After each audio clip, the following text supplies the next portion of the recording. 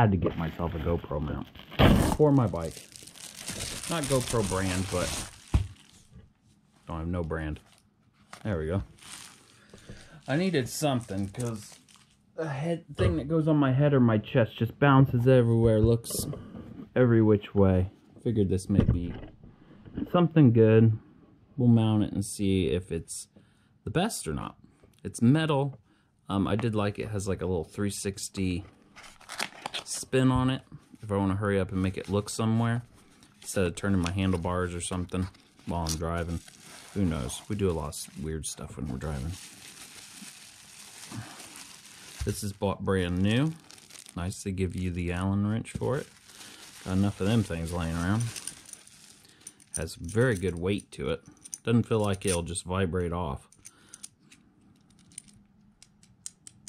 That's not a plastic head on it. I like that.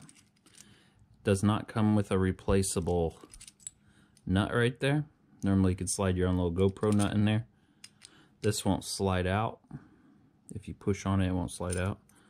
All this is in really nice metal construction. Could be aluminum most likely. That means do not over tighten this because it could strip out since it's aluminum. That should fit my bar pretty well. I don't think that would fit a four-wheeler bar. I think four-wheeler bars are a bit thicker. It has like a little feltness to it. Not much felt to it. Super thin felt. I don't know if I can turn the light on and show you guys. Yeah, now you can see the felt. Doesn't feel like it'd be very grippy, but it's nicer than nothing. So this is what I was hoping for. You're supposed to be able to turn this or something? Oh, Jesus. Gosh, that's stiff. So this is straight. Whew. It turns. Okay, now it turns a lot easier. Still stiff though. You want it to be stiff. I thought you had to pull up on it or something. There's not even instructions. I thought you had to pull up on it to make it turn.